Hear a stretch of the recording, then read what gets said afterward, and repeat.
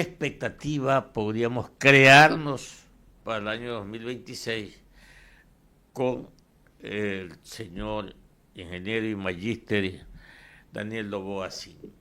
Doctor Moreno, usted. Bueno, muy buenos días. Reiterando el saludo a la audiencia de Caché FM, a todas las personas que nos están escuchando, que están conectadas en este momento desde diferentes dispositivos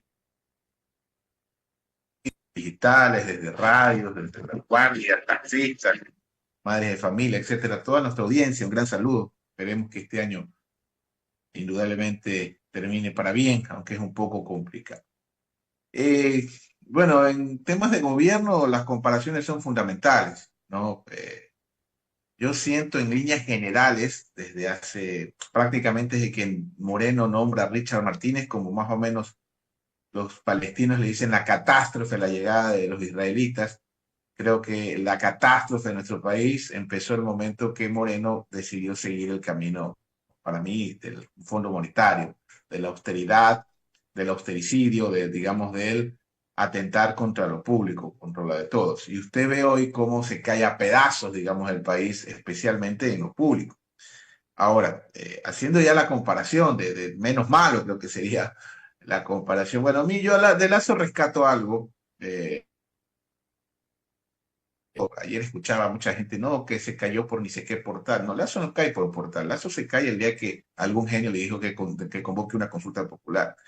Y Lazo arranca bien, porque Lazo empieza con una política pública de salud extraordinaria que fue la vacunación, luego aumentó el sueldo $25 como lo ofreció, y realmente es inexplicable qué es lo que sucedió después.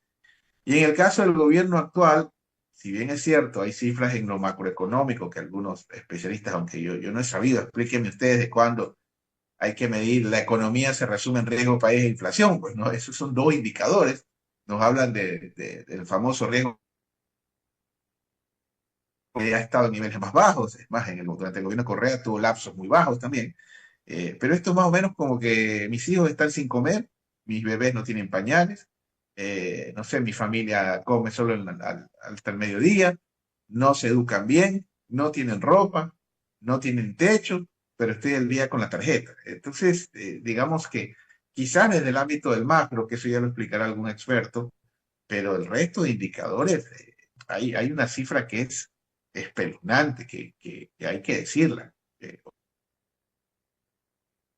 es el país más violento de la región y uno de los más violentos del mundo. Pero hay algo mucho peor. Hablemos de los diferentes ecuadores porque hemos llegado a ese extremo. Si usted promedia la inseguridad solo en la costa, ya no hablamos de la región, una de las más peligrosas, sino la más peligrosa del planeta, lo cual es inaceptable. Estamos sobrepasando las 100 muertes violentas por cada 100.000 habitantes. Y uno de estos, para mí, fábulas o que está sobrevendido, que es el señor Bukele, que si viene a Guayaquil hasta la barba se le lleva. El Salvador de este señor tenía 30, ya las regiones de la costa sobrepasan 100. Guayaquil, a partir del miércoles, cierra el año como la ciudad más peligrosa del mundo de 3 millones de habitantes. En materia de extorsiones, de delincuencia, pasamos las 200 actos violentos por cada 100.000 habitantes, lo cual triplica, duplica a Venezuela, a México, a Colombia en sus peores momentos. Y eso es un tema inaceptable, es un tema del que tenemos que hablar. Yo me preguntaba un periodista alemán que vino acá por invitación de una colega suya muy generosa, me lo derivó acá y lo atendí de un medio muy prestigioso y me preguntaba, ¿usted cree que el Ecuador es un narcoestado, que hay crimen organizado? Yo le decía, ¿usted cuántos carros sin placas ha contado desde el hotel donde está hospedado hasta que vino acá a mi oficina? Y el tipo no se había percatado y cuando llegó a su hotel y efectivamente mandó un mensaje, había contado 11 vehículos sin placa en una distancia de 15 minutos. Entonces, esto denota el colapso, digamos, del Estado, de los servicios de salud pública, recortes de $1.000 millones. Eso significa un punto del Producto Interno Bruto. No recuerdo qué país, en qué catástrofe haya recortado la salud. Y ni hablemos de la ejecución, esa es otra parte. Es decir, no solo recortan, sino que ejecutan la mitad con suerte, lo cual es criminal. Pareciera que el sistema público de salud ha sido desmantelado para beneficiar a estas prepagas privadas de salud, porque hay que decir las cosas como son. Yo no tengo problema de que termine entrevistándome dos medios, pero perdón, el IES hasta el año 2018 estaba quebrando a las prepagas de salud. Entonces, pareciera que todo esto es inducido para beneficiar a capitales privados, los organismos de control en manos de intereses privados. Entonces, yo creería que este año que va a cerrar, salvo los indicadores macro, es probablemente en muchos aspectos la peor versión del Ecuador en mucho tiempo. 31. Doctor Osvaldo Moreno. Todos los medios de comunicación hoy están destacando la información que da el gobierno nacional. Esto es que el riesgo país ha bajado y seguirá bajando. Le consulto a usted, los ecuatorianos y el hombre de a pie, por ejemplo, ¿qué expectativa puede crearse con este indicador macroeconómico que es la tasa de interés y que según el gobierno eso es un acierto para este gobierno? Pero imagínese usted que es especialista en desarrollo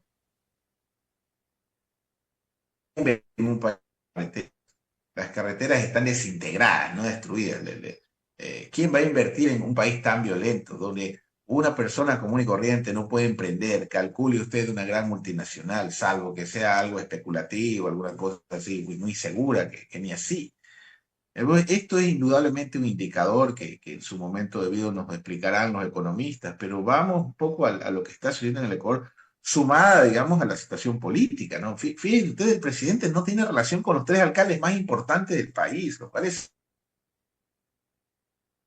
tenga digamos, con Aquiles Álvarez, que me parece que es como que su contendor natural, es la oposición, es, digamos, lo generacional, es como que su contraparte.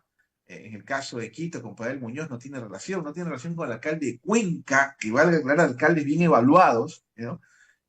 ¿Cómo un país puede funcionar así?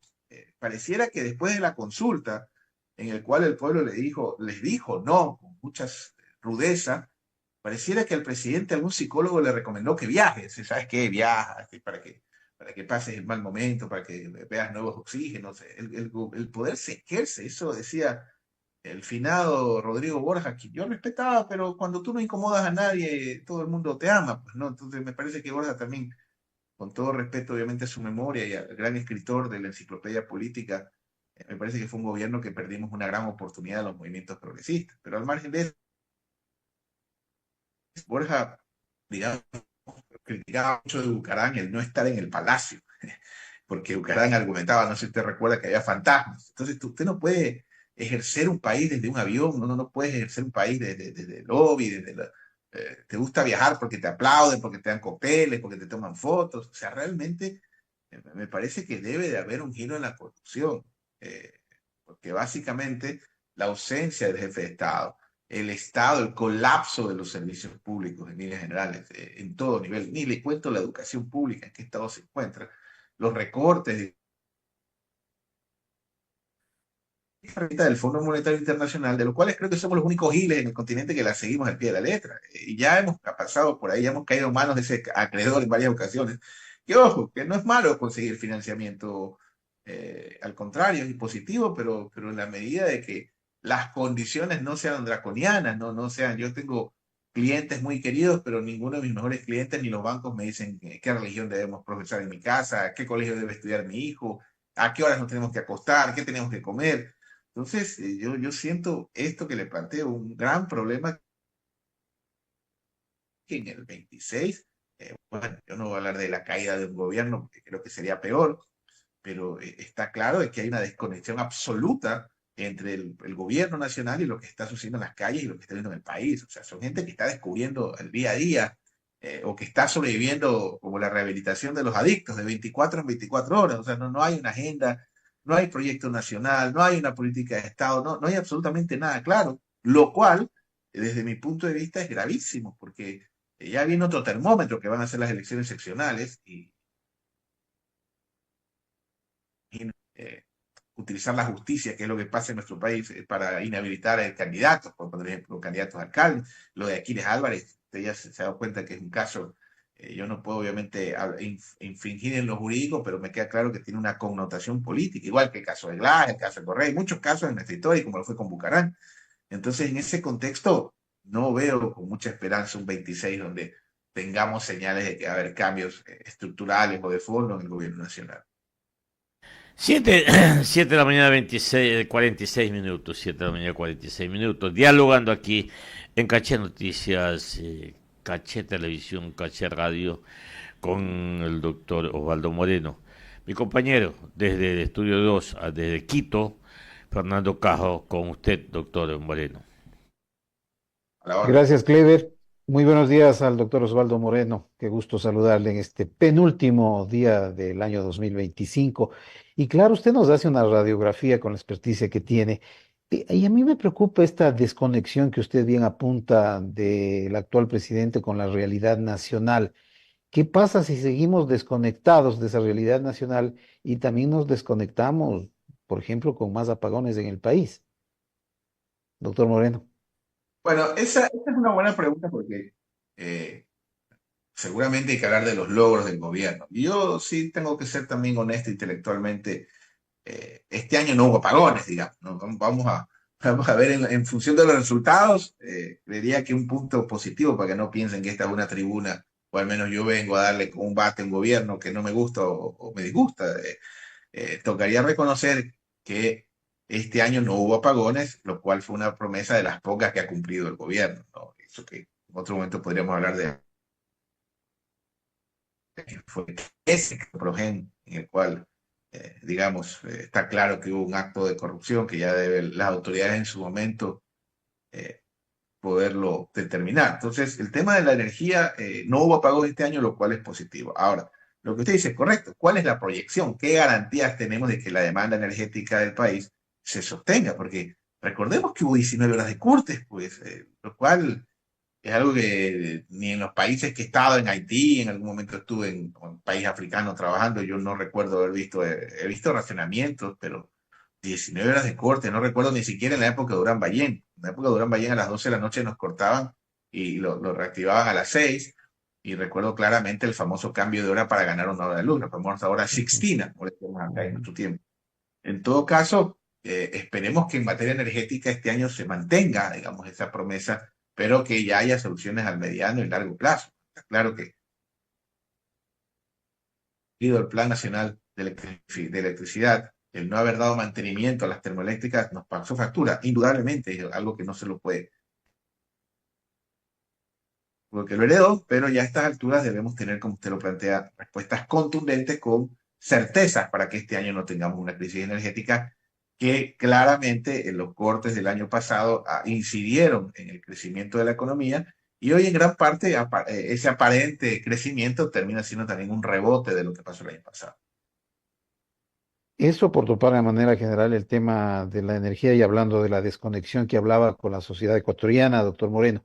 Ahora, el año también termina, yo diría, y utilizando nuevamente el desconectado, bien desconectado, por ejemplo, con la función judicial y sus protagonistas. Termina este diciembre con Godoy y en el ojo del huracán. El presidente le apoyaba, el Consejo de Participación Ciudadana fue el que le llevó a donde está, pero ahora quieren que se vaya antes de que le quemen. Esa es una de nuestras tragedias, ¿no?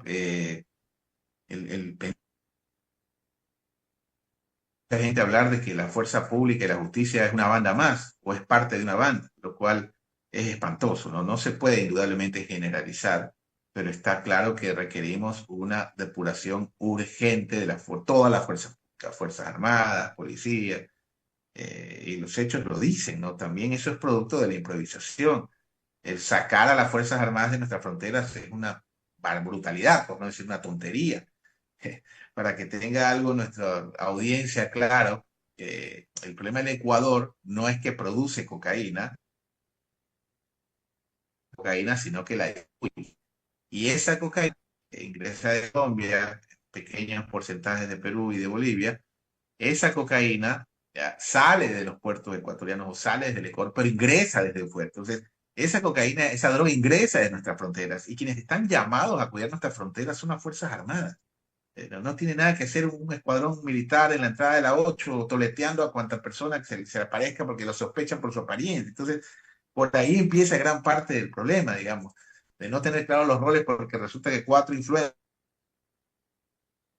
se hacen que la solución es militarizar los problemas del Ecuador y ya estamos viendo los resultados con los niños de Malvinas, etcétera, etcétera. Y en el caso de la justicia, toda la clase política creo que tiene responsabilidad. Yo no creo que sea un problema que el señor Godoy haya ejercido la defensa, porque al final el derecho, bueno, yo soy abogado y toda persona tiene el derecho a defenderse, digamos, a tener un juicio justo, a tener un sistema de salud, perdón, un sistema judicial, un debido proceso, pero creo yo que más que Godoy, los filtros, Consejo de Participación Ciudadana, que el mismo Ejecutivo, y ahí tanto de la oposición, y realmente la única oposición, creo yo, fuerte es el correísmo y el mismo gobierno nacional. Y el problema más grave es que continúe en el cargo y no haya renunciado o no haya una convocatoria emergente, porque en este país, cuando alguien me dice, oye, veamos la otra semana, digo, a ver, vivo en Guayaquil, pues ahora Dios si estoy vivo la otra semana, es hoy. Entonces, creo que es un tema que debería resolverse en este instante, ya que el señor Godoy no ha tenido la decencia de renunciar. Y finalmente, doctor Moreno, por el tiempo, ¿cómo mira este 2026 ya estrictamente político? Porque vamos a las elecciones en el 2027, pero ya muchos de los alcaldes están haciendo lobby, buscando ganar más popularidad. ¿Cómo se presenta en esa relación con el Ejecutivo las próximas elecciones seccionales? Bueno, yo le planteaba hace un momento al economista Chica la tragedia de que no existe una relación fluida entre los alcaldes de las ciudades más importantes del país y el Ejecutivo, lo cual es una parte de la catástrofe que el Ecuador vive, ¿no? Y indudablemente el próximo desafío electoral son las elecciones locales, en la cual el gobierno va a tener que estar presente.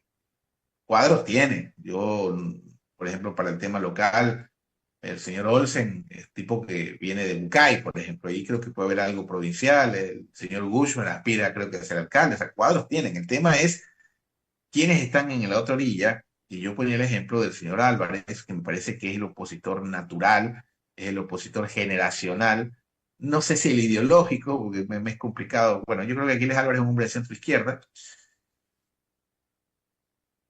¿no? Pero cuando mucha gente me habla Aquiles Álvarez, el proyecto nacional, primero tiene que reelegirse, que es como su primaria, pero usted ya ve el sistema judicial encima de este tipo de opositores.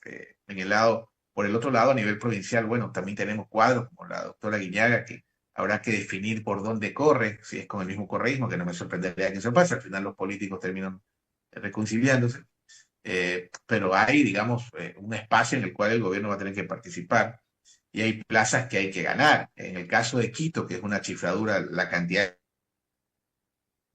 que suena a la señora, creo que está sonando también, que creo que naturalmente sería la candidata oficial del gobierno. Pero en todo caso, al margen de eso, es un año indudablemente que va a tener la antesala electoral que los gobiernos locales estarán en campaña. En un momento que entiendo yo, habría que actualizar mi información, están prácticamente casi 4 o 5 meses atrasados los gobiernos locales, lo cual es una catástrofe porque los municipios que no tienen la capacidad de autogestión, como Loquito, Guayaquil, Cuenca, pequeños en el interior del país, son factores fundamentales para la economía. Y si ustedes, voy a poner un ejemplo, Colta, al municipio de Colta no le da sus asignaciones, al municipio de Oña no le da sus asignaciones, a un municipio pequeño usted no le da sus asignaciones al día, prácticamente está afectando la economía local. Entonces, en ese sentido, si el gobierno tiene aspiraciones, va a tener que hacer correctivos en ese sentido. Doctor Moreno, muy amable, gracias por contestar las preguntas de Quito, que tenga un buen cierre de año y que el 2026 sea mucho mejor. Vuelvo a Guayaquil con Clever y Kimberly. Bueno, vamos a despedir Muchas gracias. a uno de los fundadores de Caché Radio, ¿Verdad? al doctor Osvaldo Moreno. Él es fundador, sí, Muchas lo gracias. vemos muy reconocido a usted, mi querido doctor Moreno. Nada más para desearle un feliz año 2026, a usted, a su familia, a sus hijos, a todos. Importante, la salud. El resto lo hacemos, mi querido doctor Moreno. Fuerte abrazo. Muchas gracias, querido Siempre. economista, efectivamente. Usted es muy joven, pero después de los 50 años hasta el agua engorda. Así que efectivamente hay que cuidar. Un abrazo a Kimberly, a todo el no solo lo que la gente ve, hay todo un equipo, vayan a las instalaciones de Caché y todo, una estructura que trabaja para que lleguemos y para mí es un honor que usted tome en cuenta la voz de este modesto serio, siervo de la patria. Un gran abrazo, que tengan un feliz año y seguramente nos veremos pronto.